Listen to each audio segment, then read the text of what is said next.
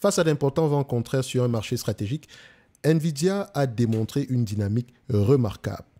L'instauration de contrôle à l'exportation par le gouvernement américain début avril a eu un impact tangible, empêchant la société d'expédier pour environ 2,5 milliards de dollars de produits vers la Chine durant le premier trimestre de son exercice fiscal 2025 qui a débuté le 27 du mois de janvier. À cela s'ajoute l'enregistrement de 4,5 milliards de dollars en charges liées à des produits H20, des unités de traitement graphique pour des centres de données spécifiquement conçus pour le marché chinois. L'effet sur les revenus s'annonce encore plus marqué pour le trimestre en cours, avec une estimation avoisinant les 8 milliards de dollars en termes d'impact. La direction a exprimé sa préoccupation quant au fait que l'accès restreint au marché chinois de l'intelligence artificielle pourrait à terme menacer la position de leader des entreprises américaines dans l'infrastructure technologique mondiale, dans le sens où les États-Unis excluent volontairement leurs entreprises qui sont déjà leaders au niveau de l'infrastructure technologique mondiale, donc excluent théoriquement du potentiel de croissance future sur le marché chinois. Et la Chine est la deuxième ou la première, c'est comme vous voyez, d'accord? Première ou deuxième puissance mondiale. Et la croissance se trouve dans cette zone-là. Également, ça vient également avec des craintes au niveau de la sécurité nationale ou ce genre de choses-là. En tout cas, empêcher Nvidia de vendre dans cette zone-là aura un impact, certes, sur les ventes futures de la compagnie, mais également sur les ventes futures des différentes entités qui dépendent énormément de la Chine. Donc, si vous avez une entité qui exerce dans l'infrastructure technologique de manière générale ici, qui fournit du matériel, des équipements, tout ce que vous voulez ici, et qui dépend énormément de la Chine, elle aura les mêmes problèmes qu'NVIDIA. Et ça ne va pas avoir tendance à ralentir, même après Trump. Donc, faites attention. Cependant, NVIDIA a su compenser ces difficultés par une performance soutenue sur d'autres fronts. Le déploiement de l'infrastructure dédiée à l'intelligence artificielle continue de progresser à l'échelle planétaire et les produits de NVIDIA jouent un rôle essentiel dans l'alimentation des modèles de langage étendus, des moteurs de recommandation et des applications d'IA génératives et agentives. Le chiffre d'affaires a atteint un sommet historique de 44,1 milliards de dollars pour le trimestre clos en avril, en hausse de 69% sur un an et dépassant les prévisions initiales qui se situaient autour des 43 milliards de dollars. Même en tenant compte du revers chinois, les revenus devraient atteindre 45 milliards de dollars pour le trimestre se terminant en juillet.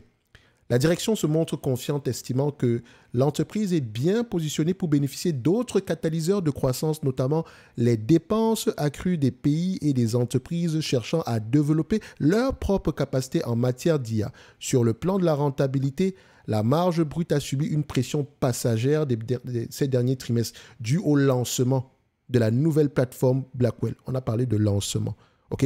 Donc, on va avoir tendance à se normaliser. Néanmoins, une reprise de cette marge est anticipée au cours de l'exercice fiscal 2025. On a dit au cours de l'exercice fiscal. Ça pourrait être au 3e ou au 4e trimestre. OK? Ou même au second trimestre. Finalement, l'élan impressionnant affiché par NVIDIA dans la plupart des régions du monde, combiné à l'apaisement des craintes concernant le potentiel ralentissement économique mondial lié aux politiques tarifaires américaines, a largement contrebalancé les inquiétudes suscitées par les restrictions commerciales en Chine. Il en ressort une capacité d'adaptation notable où la dynamique positive globale surpasse les obstacles localisés. Donc, malgré le fait qu'on nous empêche de vendre dans l'un des plus gros marchés ici, on arrive quand même à générer une certaine croissance. Et donc, on va aller au niveau de l'évaluation rapidement. Donc, on va déjà regarder les chiffres, histoire de faire parler ces chiffres-là. Enfin, on a déjà fait parler les chiffres de manière générale pour le trimestre précédent. On va là les observer, on va les présenter. Je rappelle que l'analyse fondamentale, c'est le quantitatif plus le qualitatif. Le quantitatif présente les chiffres. Il vous permet de déterminer quelle entreprise mérite votre attention. Donc, quelle entreprise mérite avoir une place dans ma watchlist, ou bien quelle entreprise mérite que je m'y attarde en date d'aujourd'hui, peut-être parce qu'elle est sous-évaluée. Mais le qualitatif répond à toutes les questions que vous allez généralement vous poser en regardant les rapports les états financiers. Quand vous regardez une compagnie comme NVIDIA, le fait qu'il y ait de la croissance, c'est bien, mais c'est le pourquoi qui nous intéresse et si ça va continuer. Et comme vous pouvez le voir ici, je l'ai déjà expliqué plusieurs fois. Sur une compagnie pareille, et je vous renvoie à un livre que je vous ai tantôt mentionné plusieurs fois. Je ne vais pas revenir dessus, tant mieux pour ceux qui savent de quel livre je parle ici. Pour faire simple, The Engine That Moved the Market. On va le dire comme ça. Donc, C'est un livre, en fait, quand vous analysez même pas de manière générale, quand vous analysez une compagnie dans le secteur des semi-conducteurs et des équipements, il faut surveiller l'évolution trimestre après trimestre. Parce que c'est à ce moment-là qu'on peut spotter les ralentissements. OK? Donc, pour le moment, enfin, moi, comme la façon dont je regarde souvent les choses, c'est que le trimestre du mois d'avril 2025, comparé au trimestre du mois d'avril 2024, vous voyez qu'il y a un ralentissement. Mais ça reste conséquent, hein? C'est beaucoup. 65 points. Ce pourcentage est très élevé.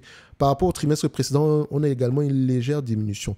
Et ça ne serait pas étonnant de voir sur un ralentissement de la croissance sur les mois à venir. Parce que la croissance, les commandes ici sont ponctuelles. Dans le sens où, oui, on en a besoin énormément à une certaine période. Ça peut durer 2, 3, 4 ans. Mais à un moment donné, il y aura un ralentissement. C'est une certitude, les amis. Il y aura un ralentissement. Et quand il y aura un ralentissement, le marché va oublier de manière générale qu'il faut voir les choses sur le long terme, sur la durée. Également, les concurrents ne dorment pas. Je ne rentre pas dans le débat pour savoir si Nvidia, AMD ou je ne sais pas qui est au même niveau que Nvidia. D'accord?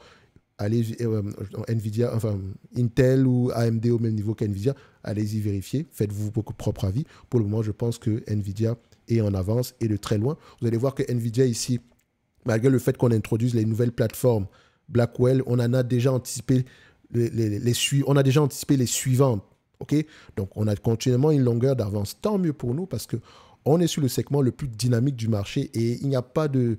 Pour le moment, on ne voit pas encore de nuages gris à l'horizon. Mais n'oubliez pas que Nvidia, par rapport à ce qu'on vend, la commande ici dépend de la dépense en capital des hyperscalers. Okay? Et cette dépense en capital, tôt ou tard, va ralentir. Parce que les hyperscalers, ça tombe bien, ils ont beaucoup d'argent. Mais à un moment donné, il faudrait rentabiliser tous ces investissements-là. OK? Et il y a également une chose qui se passe bien, enfin, un avantage sur Nvidia, c'est que les nouvelles plateformes sont plus efficientes que les anciennes, prennent moins de place, ce qui force les hyperscalers à changer plus rapidement. OK? Donc, c'est qui a un impact généralement sur la dépense en capital de ces différentes entreprises-là. Donc, parfois, j'ai du mal à croire que ces business seront continuellement asset-like, sauf si on augmente drastiquement les prix. Mais bon, ça, c'est... Je ne parle pas d'NVIDIA, mais ça, c'est mon analyse. Donc, quand on regarde du NVIDIA, il faut oublier que ça va continuer dans ce sens-là. Il y aura un ralentissement. Ça a toujours été le cas et ça sera toujours le cas dans ce marché-là. C'est comme ça. C'est la dynamique même de ce marché de manière générale. OK? Maintenant, le ralentissement, la période de croissance peut être chaque 3 ans, chaque 4 ans, ça dépend. OK? Donc, ici, quand on regarde la marge brute, on peut observer que Nvidia a une marge brute. J'aime bien regarder sur la durée. Vous voyez que la marge brute augmente année après année. Ça veut dire qu'on use de notre pricing power. On n'a pas une marge brute en zigzag. Ici, ça démontre largement qu'à cette période-ci, l'entreprise, par rapport à ce qu'elle vendait, elle n'avait pas le choix que de baisser les prix pour garder un niveau de volume assez satisfaisant. Mais ça, c'était il y a longtemps. Aujourd'hui, c'est différent. Le positionnement est différent et ça depuis au moins 2012. Il y a beaucoup de choses qui sont passées par là. Donc, ensuite, on regarde les marges EBITDA. Est-ce que les marges EBITDA vont dans le même sens? On se dira oui. Après, vous pouvez comparer les choses sur 20 ans, on a 21%. Sur 10 ans, on a 34%. Sur 5 ans, on a 39%. Sur 3 ans, on a 53%. Donc, la marge brute la marge EBITDA est généralement fluctue plus que la marge brute, ok, mais ça ne dure pas souvent très longtemps. Et elle peut fluctuer peut-être parce qu'on a augmenté la recherche et le développement, ou bien, voilà, ça peut être ça. Hein, je pense que c'est la recherche et le développement qui a souvent un impact très prononcé sur cette partie-là, ou bien également parce qu'on a augmenté la force de vente. Parce qu'il faut bien vendre ces produits-là. Ensuite, on regarde ici le nombre d'actions, est-ce qu'il augmente ou diminue? Alors, sur le nombre d'actions, faites attention. D'aucuns peuvent parfois dire que oui, mais Nvidia rachète ses actions à un PER très élevé. Le PER ici sera à double tranchant. Je vous conseille, je vous encourage massivement à regarder l'évolution de la taille du marché et où est-ce que Nvidia se situe par rapport à cette taille du marché-là. OK? Parce que le PER actuel, il prend en considération les dernières ventes des 12 derniers mois, peut-être les 12 prochains mois. Mais Nvidia pourrait vendre pour 300 milliards en une... disons, si en un trimestre, on a pu faire du 45 milliards, on pourrait faire du 100 milliards dans 5 ans. Juste pour un trimestre. Auquel cas, ça représente à peu près 2 fois le chiffre qu'on a aujourd'hui. Donc, le PER sera peut-être 2 fois plus bas que ça. Donc, faites attention, regardez surtout la taille du marché. Ne vous prêtez pas, ne regardez pas les PER élevés ou des choses comme ça. Regardez, posez-vous toujours la question de savoir, par rapport à ce qu'NVIDIA vend, par rapport à la demande ici, quelles sont les estimations? Parce que ça reste des estimations par rapport à la taille du marché. C'est l'une des entreprises les plus complexes à valoriser. Je le rappelle toujours. C'est l'une des entités les plus complexes à valoriser. Parce que d'aucuns diront que c'est surévalué, c'est une bulle. Ah bah non. Parce que les entités qui rachètent des produits d'NVIDIA en ont besoin.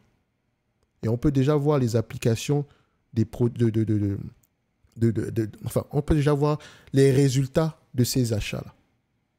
OK? Et ça va avoir tendance à augmenter. Surtout si NVIDIA continue à innover. Ils n'ont même pas le choix de continuer à innover pour pousser leurs clients à continuer à acheter, pour rester à la pointe de la technologie. Et j'ai fait une vidéo dernièrement ici où je parlais d'intelligence artificielle. J'ai mentionné ceci. La problématique aujourd'hui, c'est la consommation d'énergie. C'est la consommation d'énergie. Et donc, les produits vendus par NVIDIA doivent être plus puissants, mais tout en consommant moins. C'est important. Ce qui peut pousser, enfin, plus puissant, consommer moins, prendre moins de place. D'accord? Ce qui va pousser les différents clients à racheter. Et certainement, ça va coûter bien plus cher que ça, parce que ces clients finaux ont beaucoup d'argent. Mais n'oubliez pas, les clients finaux également ne dorment pas, ne restent pas les bras croisés. Ils essayent de se passer d'NVIDIA. Donc, il faut également regarder à ce niveau-là quelles sont les alternatives qu'ils ont pour arrêter de dépenser de l'argent chez NVIDIA. OK? Bref, je continue. Net income et free cash flow, est-ce que les deux vont dans le même sens? On va voir ici que les net income et les free cash flow parlent le même langage ici. Après, vous pouvez également vérifier quels sont les SBC, cette compagnie. Bon, on revient toujours dessus, mais je pense que ça fait des années que vous suivez cette chaîne, donc c'est une question basique que vous devez vous poser. Dès que vous voyez information et technologie, vous devez toujours aller vérifier s'il n'y a pas de SBC. Parce que c'est généralement dans ce secteur d'activité qu'on trouve généralement des gros SBC. OK? Même si certains... Bref, allez toujours vérifier. Dès que vous voyez information et technologie, pensez directement à SBC. On va le dire comme ça. Donc, ça ne me dérange pas plus que ça parce que là, je suis là pour un constat. Ça évolue, ça baisse du point de vue pourcentage, mais du point de vue volume, est-ce qu'on est en baisse? Ça m'étonnerait, mais bon. Ça m'étonnerait, donc ça augmente de plus en plus. Donc, mais du point de vue pourcentage, les emplois, par rapport aux revenus, c'est moins en moins significatif. Je rappelle qu'à certaines périodes, on avait frôlé les 10%. Et pourquoi est-ce qu'ils le font? Justement, pour garder les talents. Vous avez vu dernièrement, Facebook est prêt à payer des centaines de millions pour débaucher des employés de OpenAI. Facebook a fait... C'est drôle, hein?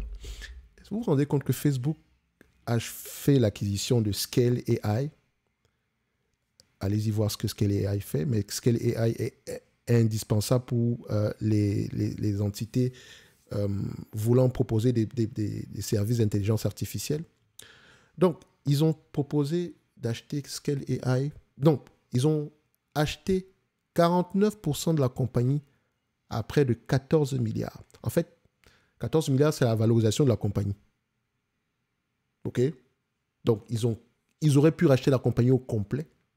Sauf que le prix, en réalité, le prix à payer pour pouvoir garder les talents était 2 fois plus, représente à peu près 14 milliards, le 14 milliards supplémentaires. Donc, ils ont accepté d'avoir moins de participation au sein de l'entité, tout en déboursant la valeur globale de cette entité-là. Et ça reste une start-up de manière générale.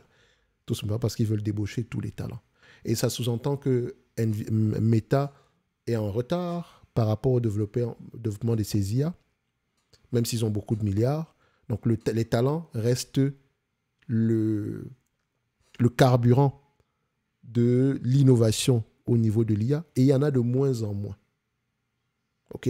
Donc, ces entités-là se battent littéralement pour garder leurs employés. Et c'est normal. Et NVIDIA, ça sera la même chose. Vous pensez que AMD ne veut pas débaucher les meilleurs ingénieurs d'NVIDIA? Ou bien Intel ne veut pas le faire? En tout cas. Donc, c'est indispensable, c'est important cette affaire-là. Parfois, et vous savez pourquoi les employés d'OpenAI ne partent pas? Parce qu'ils ont des participations au sein de la compagnie. Plus ça grossit, plus on gagne de l'argent. 100 millions, c'est peut-être 100 millions représente peut-être la moitié de la valorisation de ce qu'ils détiennent au sein de la compagnie OpenAI. Alors que OpenAI est encore privée, non seulement elle est privée, mais également elle est à but non lucratif. Ouais, je pense que c'est une entreprise à but non lucratif.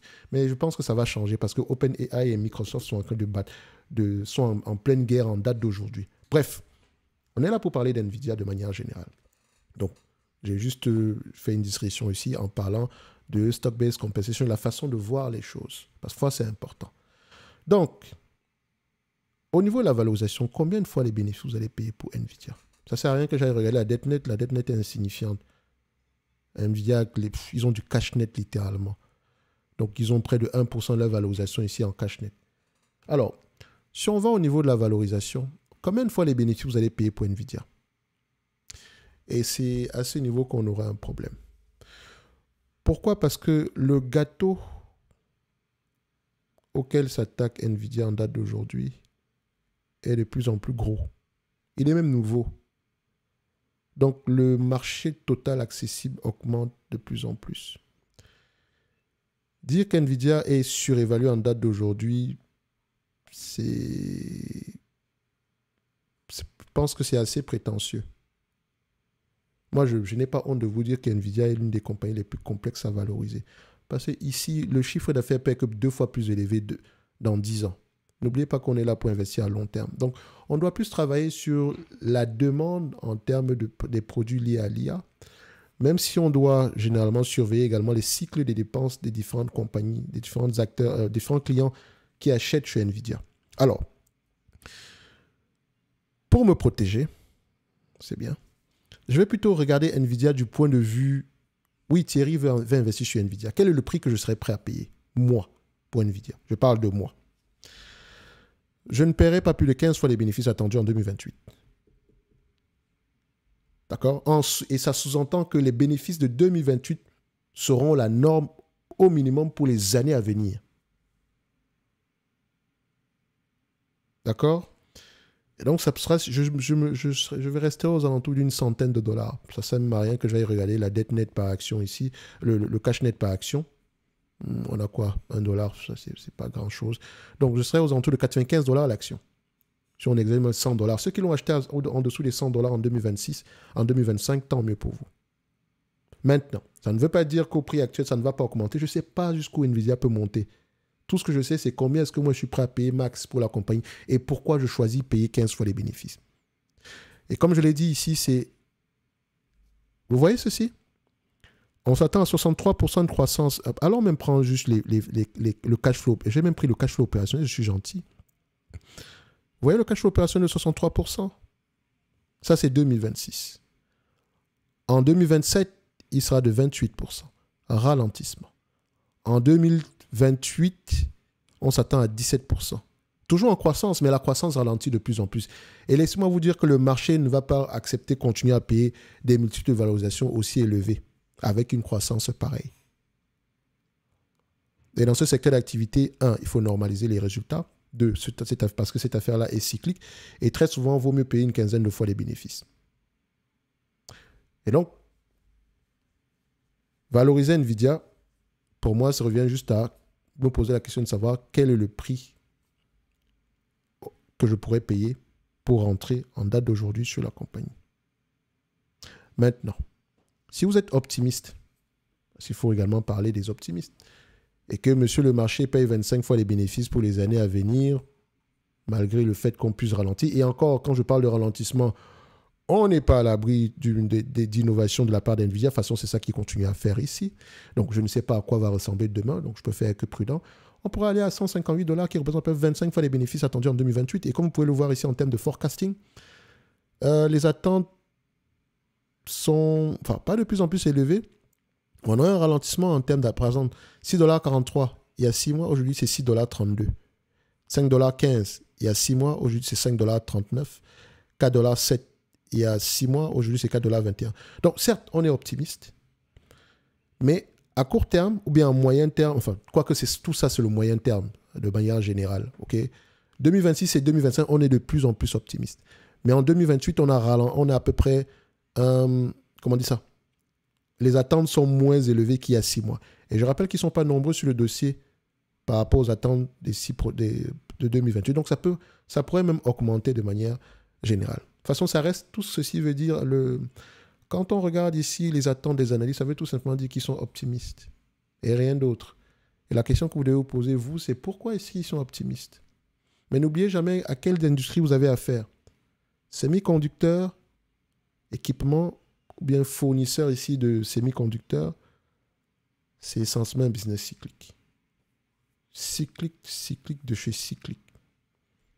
Et donc, il faut faire attention aux multiples de valorisation qu'on va payer. Très souvent, quand une entreprise se comporte bien, elle aura tendance ici à avoir des multiples de valorisation très élevées, peut-être parce qu'elle est la seule à vendre un produit. Mais la concurrence ne dort pas. Et l'histoire, ou bien l'histoire de cette industrie a toujours montré que dans ce secteur d'activité-là, il y a énormément... L'innovation, le leader a souvent tendance à se faire attraper. Ou bien au moins à se faire égaler de manière générale. Oui, maintenant on va arriver au niveau des spécificités techniques. Je vous connais, certains diront que ouais, mais Nvidia avec le logiciel, CUDA, machin, truc. C'est comme vous voulez. Ok? Moi ici, j'essaie de payer le moins possible. J'essaie d'investir avec le maximum de marge de sécurité possible. Et ça vient également avec mes propres biais sur cette industrie-là. Je ne suis pas en train de vous dire n'achetez pas du Nvidia. Faites ce que vous voulez avec votre argent. Ne m'écoutez pas, ça reste du divertissement. Allez vous-même faire vos propres recherches et tirez vos conclusions. Mais si vous voulez faire vos propres recherches, regardez surtout au niveau de la taille du marché, l'évolution de la taille de ce marché-là. Et si vous avez également la fibre technique, moi je ne l'ai pas, hein. Essayez de voir les spécificités du produit en question et qu'est-ce que la concurrence se propose. Moi, je n'ai pas le temps d'aller regarder. J'ai essayé de faire ça une fois, mais ce n'est pas ça qui me passionne le plus. On a un produit que les clients aiment, tant mieux. Pour le moment, les concurrents semblent avoir quelque chose de moins intéressant que ça. OK, on constate. Mais n'oubliez jamais que ça peut s'inverser très rapidement. OK? Bref, c'est assez long pour une vidéo que je voulais assez courte ici. J'espère que vous comprenez quel est mon ressenti sur cette compagnie. Donc, je ne pourrais pas dire ici qu'elle est surévaluée, mais je la mettrai ici dans ma watchlist à 95 $ à l'action. Ah, c'est mon prix. D'accord? Celui-là qui convient, je serais prêt à payer ce montant-là. Donc, si on vient me chercher à ces niveaux-là, pourquoi pas? Si vous l'avez à 95 $ à l'action, vous avez un excellent prix. Et non seulement un excellent prix pour maintenant, peut-être même un excellent prix pour du long terme. Et du vrai long terme. Le long terme, c'est 5 ans minimum en montant. Et je vais voir ici au niveau de la watchlist. Je rappelle que vous pouvez avoir accès à la watchlist en description de la vidéo. Où est-ce qu'on a du Nvidia ici? Oh, la dernière fois, on était à 107 $. OK. Je vais mettre ça. Je pense, quand je vois ce prix, je sais littéralement que j'avais dit également 15 fois les bénéfices. Parce que je ne regarde jamais mes anciennes vidéos, les amis. Donc, histoire d'avoir un avis totalement différent à chaque fois. Ça fait 95 $. Donc, pour moi, je mettrais qu'Nvidia reste encore surévalué pour moi. Mais si on vient nous chercher ici, c'est-à-dire que, et il est important de le noter, si vous avez accès à cette watch ici, dans cette industrie, quand vous remarquez qu'on est proche de 1 pour 1, donc même si on est dans le rouge, par exemple, cette compagnie, Avago n'est pas forcément surévaluée. Elle est peut-être correctement évaluée au point où elle pourrait représenter une opportunité d'investissement. C'est un peu comme Constellation Software, ou bien comme Synopsys, ou bien également comme Applied Materials. Donc, c'est comme ça qu'il faut réfléchir sur ce genre d'industrie. Okay? Surtout pour les fournisseurs d'équipements ou bien les vendeurs de... Voilà, on va le dire comme ça. Pas juste les machines, hein, mais des vendeurs de semi-conducteurs comme Nvidia Broadcom. On a une partie logicielle. De toute façon, on en a parlé dans une vidéo précédente. De toute façon, je l'ai toujours dit, et je le répète encore une fois, les amis. Chaque secteur d'activité a son propre questionnement, a son propre fonctionnement, a sa propre dynamique. Et dans chaque secteur d'activité, il y a des sous-industries. Et chaque sous-industrie fonctionne d'une certaine manière. OK? Ici, technologie et hardware, c'est une sous-industrie. Semi-conducteur, un semiconductor equipment, c'est une sous-industrie. Vous avez également ici la partie software qui va généralement se négocier à 25 fois les bénéfices. De manière générale, le questionnement sera également différent ici. Electronic equipment ici, instrument and components, c'est également une autre sous-industrie qui fonctionne d'une certaine manière, qui est généralement ici un sous-traitant de ces différentes entités-là, d'équipements, de semi-conducteurs, un semi-conductor equipment, ainsi que de technologies et hardware. Bref, le questionnement est différent. Si vous ne me croyez pas, ne vous inquiétez pas, le marché se chargera ici de vous donner la bonne information tôt ou tard et prenez ça comme des frais d'apprentissage. Comme également, vous pouvez choisir d'anticiper les choses et de commencer à vous poser les bonnes questions. De toute façon, pour ceux qui veulent aller plus loin, on se retrouve ici en description de la vidéo ou en premier commentaire épinglé. Vous avez mon avis sur Nvidia et ceci n'engage que moi. Vous faites ce que vous voulez derrière et s'il vous plaît, quand vous décidez d'investir, investissez avec conviction. La vidéo que je fais ici, c'est uniquement à titre de divertissement. D'accord? Prenez ça comme de la rigolade. OK? Mais allez toujours déconstruire mon raisonnement ici, le raisonnement de la personne que vous écoutez, parce que je peux également avoir mes propres biais, comme je l'ai tantôt mentionné. Mais faites attention, étudiez cette industrie de manière générale avant, je dis bien avant même d'investir sur une quelconque entreprise. Parce que le résultat peut vous surprendre. OK? Bref, je m'arrête là et on se donne rendez-vous sur une prochaine vidéo. Merci.